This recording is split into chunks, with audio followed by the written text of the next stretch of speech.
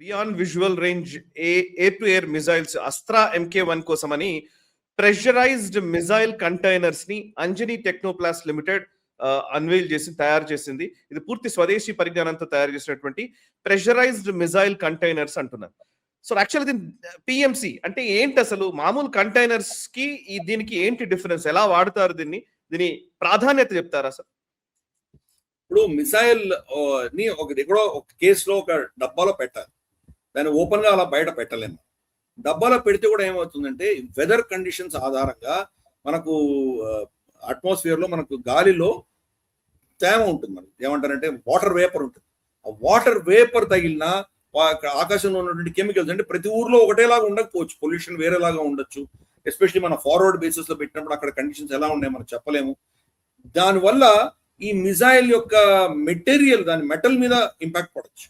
దాంట్లో కొన్ని కరోడ్ అయ్యేటువంటి ఉండొచ్చు, దాంట్లో కొన్ని సెన్సార్స్ ఉంటాయి, దానికి కొన్ని హార్నెస్లు ఉంటాయి, అంటే దానికి సంబంధించిన వైరింగ్లు, దీనికి సంబంధించిన పాయింట్స్ ఏవైతే ఉంటాయో.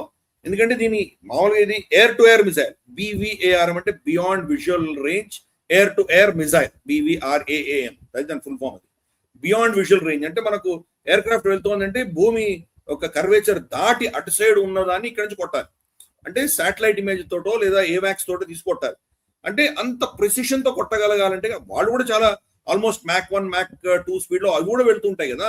మరి దాన్ని కౌంటర్ చేయాలంటే పాయింట్ ప్రెసిషన్ తో వెళ్ళాలి. అంటే దీని యొక్క సెన్సర్స్ కానీ దీని యొక్క ఏవైతే దీని అటాచ్మెంట్ పాయింట్స్ ఉంటాయో అన్ని పర్ఫెక్ట్ గా ఉండాలి. దాంట్లో ఏ చిన్న తేడా వచ్చి దాంట్లో ఏదైనా కొరోషన్ అయ్యి దానికి కెమికల్ రియాక్షన్ వచ్చినా పాడైపోతాయి, పనికిరాదు.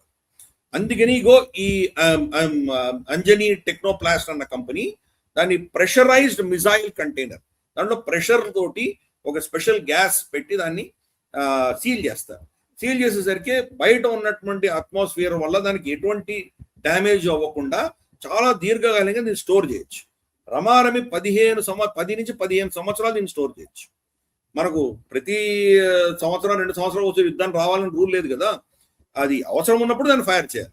అవసరం ఉన్నప్పుడు ఇది తుప్పు పట్టిపోయి ఉంటే ఎందుకు మనకి వస్తుంది? అది దాన్ని అంతకాలం దాన్ని మెయింటైన్ చేయాలి. లేకపోతే ఏమవుతుంది, 2 సంవత్సరాలకు ఒకసారి దాన్ని మళ్ళీ ఏదో టెస్టింగ్ లో వాడేసి మళ్ళీ కొత్త స్టఫ్ తీసుకొని రావాలి.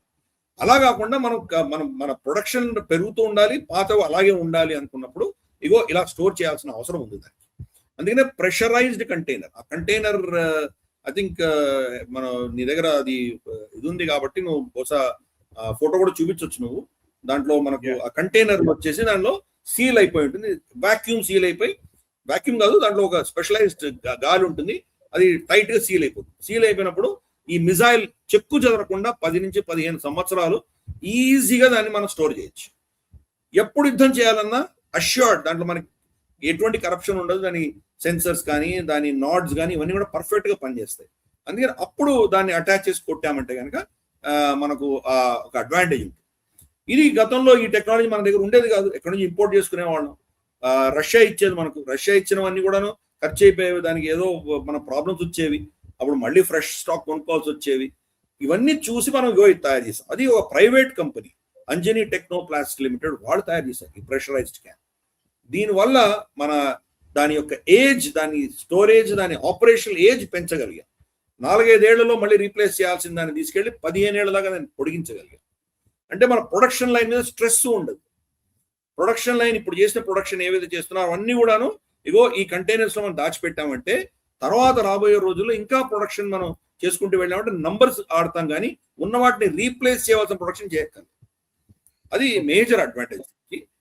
అది మన దేశంలో చేయడం అన్నది, మనం ఇంపోర్ట్ చేయకుండా చేయడం అన్నది. అందుకనే it's a great achievement Anjani Technoplast కి. తర్వాత దీన్ని సపోర్ట్ చేస్తున్నటువంటి మన ఎయిర్ ఫోర్స్ కి, వీళ్ళందరికీ కూడా మనం అభినందనలు చెప్తాం. ఈ వీడియో మీకు నచ్చినట్టయితే లైక్ చేయండి, 10 మందికి షేర్ చేయండి. అలాగే కామెంట్ల రూపంలో మీ అభిప్రాయాలను మాతో పంచుకోండి. Nationalist hub group of channels ను సబ్స్క్రైబ్ చేసుకుని తెలుగునాట జాతీయవాద జర్నలిజాన్ని ప్రోత్సహించండి. ఈ వీడియో కింద ఉన్న బెల్ ఐకాన్ పై క్లిక్ చేయడం మర్చిపోవద్దు.